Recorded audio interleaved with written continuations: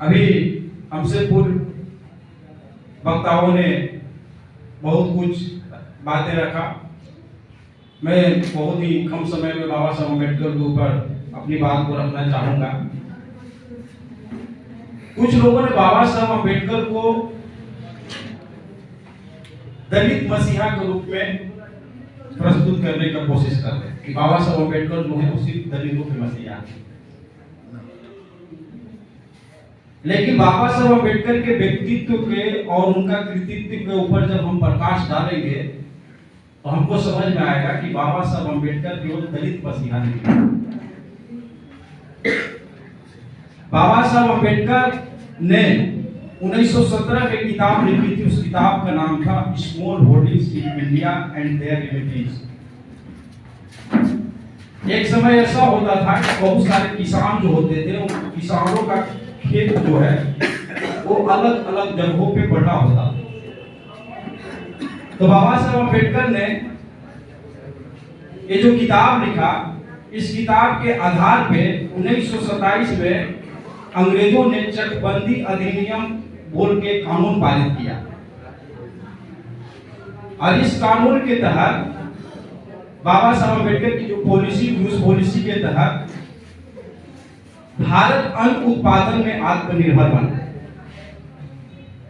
भारत अन्न के उत्पादन में निर्भर रहा।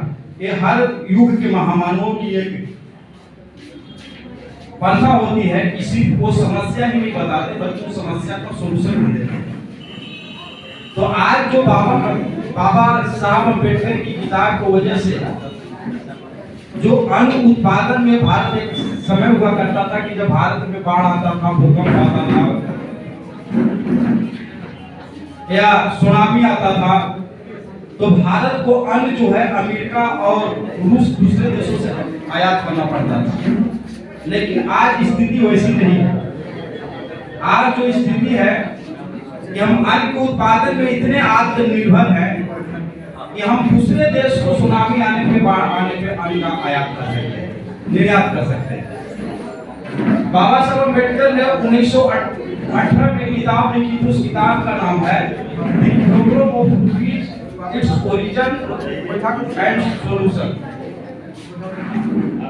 और इस किताब में बाबा साहब अम्बेडकर ने एक प्रस्तुत किया कि अंग्रेजों की जो पॉलिसी है वो भारत को अंदर से खोखला कर रही है, पाउंड को मजबूत कर रही है और रुपए को कमजोर कर रही है और पूरी दुनिया में दिखाना चाह रही है कि भारत को हम आर्थिक रूप से संपन्न बना रहे हैं। जब ये बात बाबा साहब अम्बेडकर की पूरी तरह से सभी देशों में फैलने लगी और अंग्रेजों की जब बदनामी होने लगी तो अंग्रेजों ने एक कमीशन बनाया, एक हिंटन कमीशन। और उस हिंटन कमीशन के सामने बाबा साहब अम्बेडकर को आमंत्रित किया गया कि आप आए और तथ्यों के आधार पर इसको प्रमाणित करें कि हम भारत को कैसे कमजोर कर रहे हैं। और बाबा साहब अम्बेडकर उस कमीशन के सामने अपने लिखे हुए तथ्य के द्वारा इस बात को प्रमाणित किया। और जब बाबा साहब अम्बेडकर ने इसको प्रमाणित कर दिया तो अंग्रेजों ने उनसे सवाल किया कि इसका सॉल्यूशन क्या है। तो बाबा साहब अम्बेडकर ने कहा कि इसका सॉल्यूशन ये है कि भारत का अपना एक रिजर्व बैंक होना चाहिए। और बाबा साहब अम्बेडकर के रिकमेंडेशन पे 1 अप्रैल 1935 को रिजर्व बैंक ऑफ इंडिया का अस्तित्व आया। आज जो सभी लोग अपने जेब में 1 रुपए से लेकर 500 रुपए तक का नोट लेकर घूम रहे हैं, क्या वो ऐसा कर सकते हैं? डॉक्टर अम्बेडकर केवल दलितों के मसीहा हैं, ऐसा कह सकते हैं? बाबा साहब अम्बेडकर ने, लेकिन कुछ लोग ऐसे उन्होंने कहा कि डॉक्टर अम्बेडकर दलित मसीहा तो है ही, लेकिन साथ साथ डॉक्टर अम्बेडकर संविधान के निर्माता है।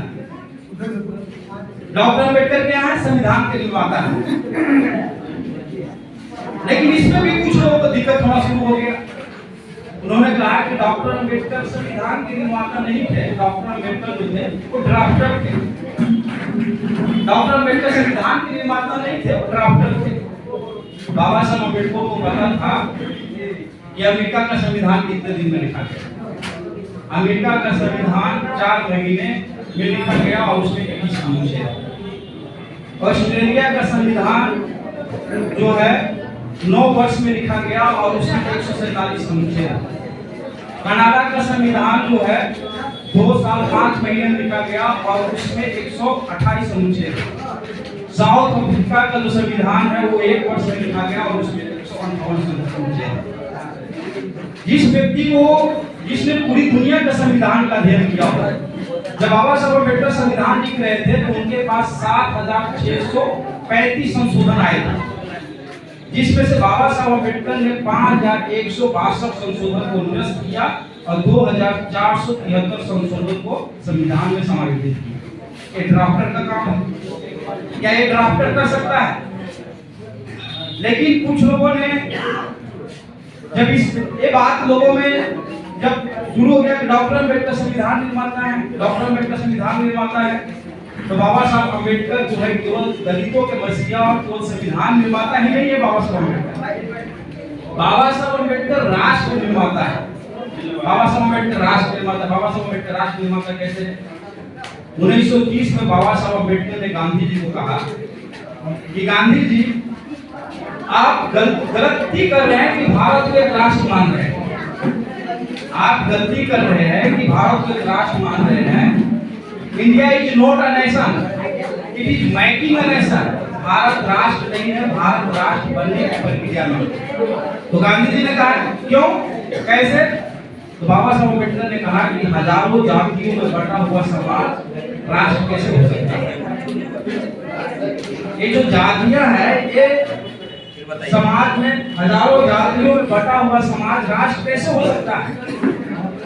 आप दलितों को अपने साथ बैठाते नहीं, उनके साथ खाते नहीं, उनको मंदिर में प्रवेश नहीं करने देते, उनको गांव के बाहर बसने का बसाते, उनको गांव के अंदर रहने नहीं देते। और जब आपस में भाईचारा नहीं होगा तो भाईचारा के बगैर राष्ट्र कैसे हो सकता है? जब हजारों जातियों में बटे हुए समूह में जब तक भाईचारा नहीं होगा तब तक राष्ट्र कैसे हो सकता है? बाबा साहब अम्बेडकर ने कहा कि हिंदुओं और मुसलमानों